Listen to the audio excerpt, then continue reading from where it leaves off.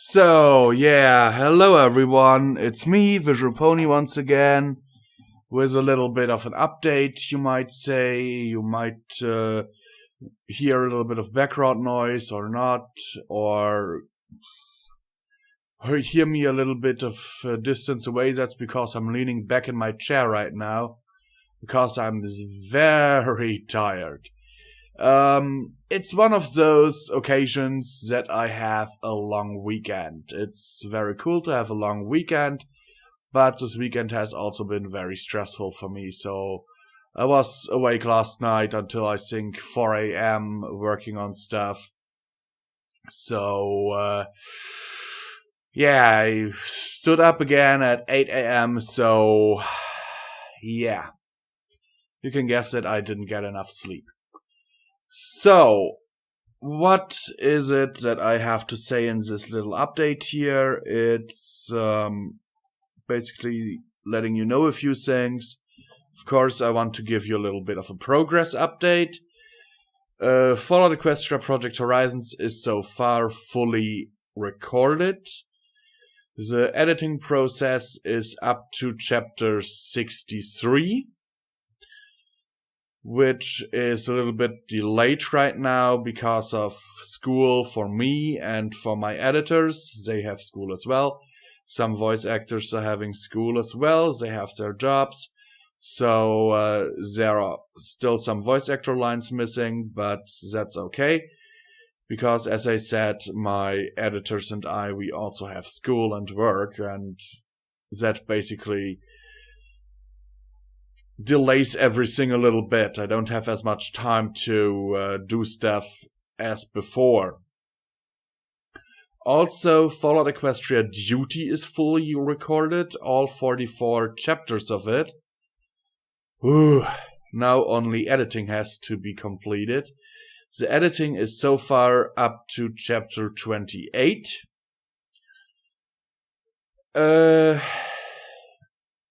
And I hope that this will be completed soon.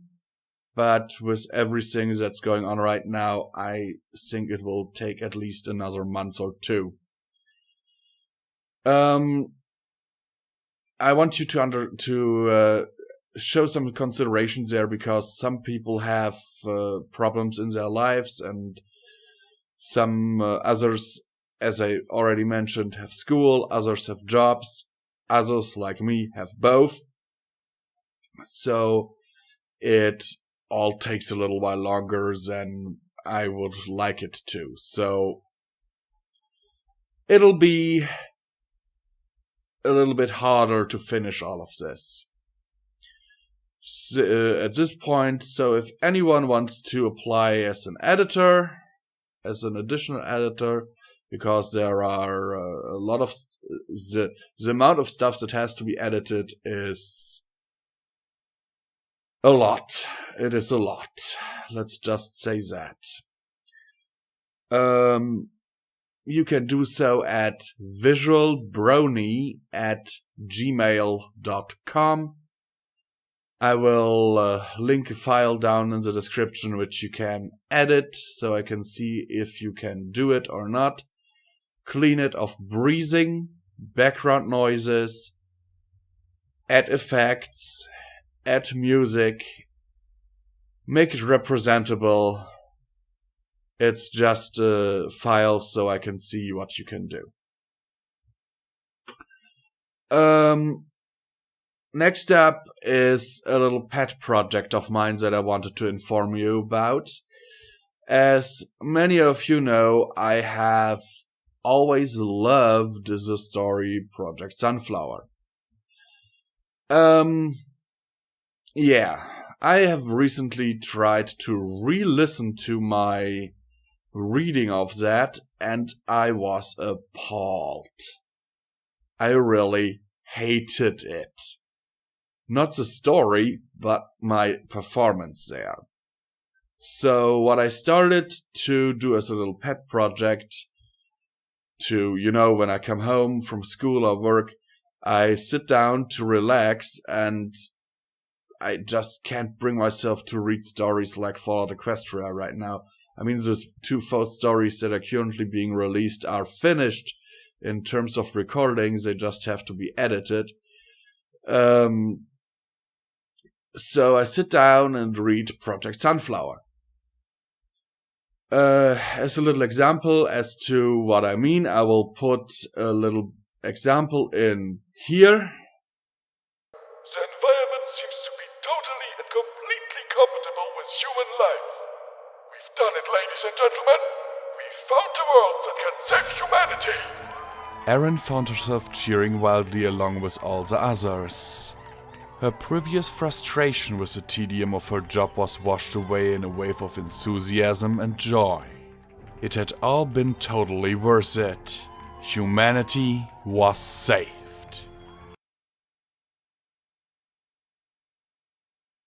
This world is inhabited. He waved off the moans of disappointment from the crowd. No, none of that. It's inhabited, yes, but the population density is nowhere near that of the Earth, at least in the regions we've been able to see so far. On the one hand, it was the human race's very survival they were talking about. On the other, just the very thought of human beings being like the alien invaders in the science fiction novels she read made her distinctly uncomfortable. Erin stared as several multicolored shapes appeared at the crest of the hill. As you can see, they are. Oh my god, ponies! Erin looked around in a panic, blushing furiously. Everyone was staring at her. Dr. Velchiak looked positively annoyed. She'd gone and blurted that out loud, hadn't she? Yes, she had. Dr. Velchiak harumphed and continued on. Yes, well, ponies. So obviously nothing like what we'd find here on Earth. Oh wow, it's carrying a basket, look at that! Is that one flying? Does it have wings? Look at that grey one! Oh look, one has a fowl. Isn't that just adorable? Those are wings! It's a winged pony! If they're so smart, why don't any of them wear clothes? Did you see that? Did you see that? No way those wings can support an animal that size in flight. Oh man, is that a unicorn? An actual unicorn? That one's wearing a hat. Oh my god, this is so incredibly amazing. I can't believe we found intelligent life out there, and it's ponies. And it's ponies having a picnic. And they look so cute and adorable, and oh man, it's awesome that they can fly. And the colors are so pretty, and they're all smiling and look so happy, and... Erin sputtered to a halt as she realized that she was rambling. What we need, essentially, are volunteers. Erin's hand shot up almost of its own volition. Ah, well, that was fast. You're the oh my god ponies girl, aren't you? What's your name, young lady? Erin, sir. Erin Olsen. That was sure interesting, but for now, let's go get some cake. Erin couldn't have agreed more, on both counts.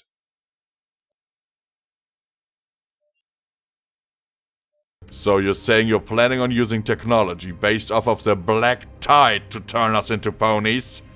Adam said flatly. Both Dr. Velchiak and Fisher confirmed that this was true.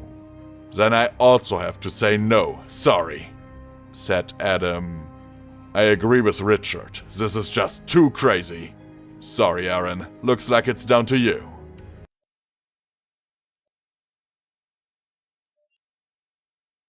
Both he and Richard started joking about how overmatched the ponies would find themselves against fighter jets, tanks, and helicopters. She thought back to the videos they had all seen. Ponies laughing and playing, talking and reading, building things, farming things, a community, and one that seemed to be happy and cohesive. She had a sudden vision of what was going to happen. Ready or not, humanity was going to pour through harmonic gateways by the millions. No, by the billions. People in general weren't bad, but with the survival of the entire species at risk, Would the plight of these little ponies even be considered? Almost definitely not. Not unless someone went in and came back with information. These ponies were living, thinking creatures, and unless that information came out, Aaron was afraid that they'd be treated as little better than animals by a good portion of humanity, and maybe even worse by some people. Talking animals? That would seem a threat to certain kinds of people. Aaron was convinced that most people were good and kind in the world, but even still, she knew that there were plenty of small-minded racists and xenophobes out there. If there were people that hated other people based on nothing more than skin color, how many people would hate the ponies based on actual species? The full weight of it suddenly hit her. Dr. Welchiak was completely right. It was two worlds, not one, that hung in the balance. And the one that was in greater danger was Pony World. She made up her mind. Turning, she opened the door she had just walked through. The guards jumped a little, and one of them raised a hand as if to bar her. "Sorry, ma'am," he began, "but you can't leave." "Please send for Dr. Welchiak," she said, cutting him off. "Tell him I've made up my mind. Tell him..." She took a deep breath. "Tell him I'll do it."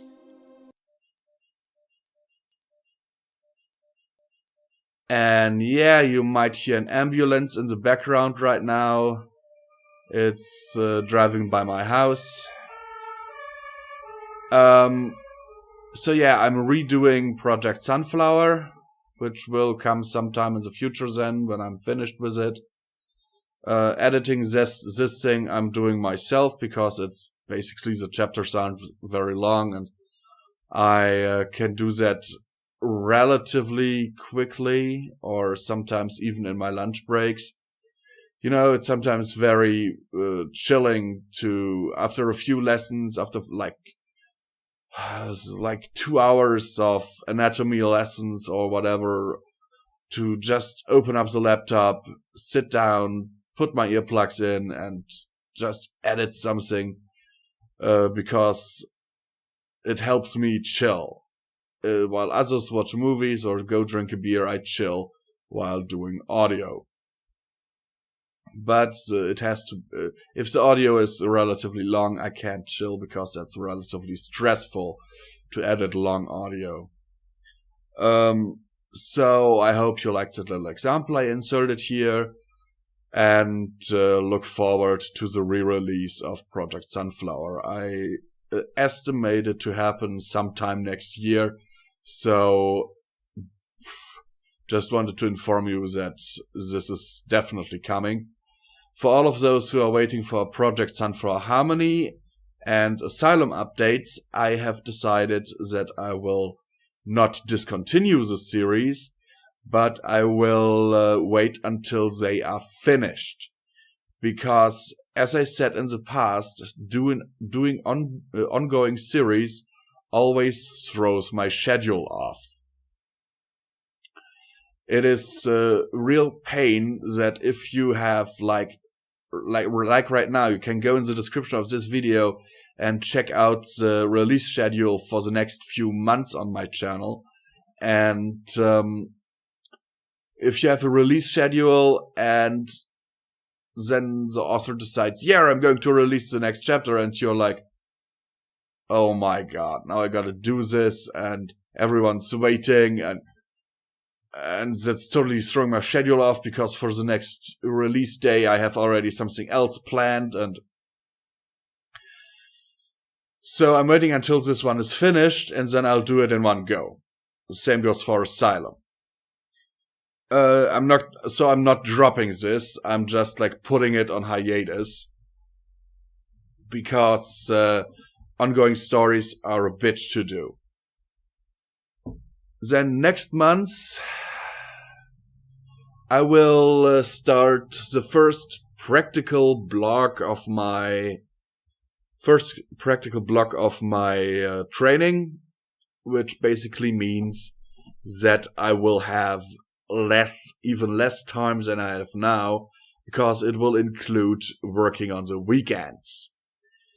That is to say that don't freak out or anything if I don't answer your comments, or if it takes me some time, or whatever, if I'm not doing regular update videos anymore, if they're just my audiobooks.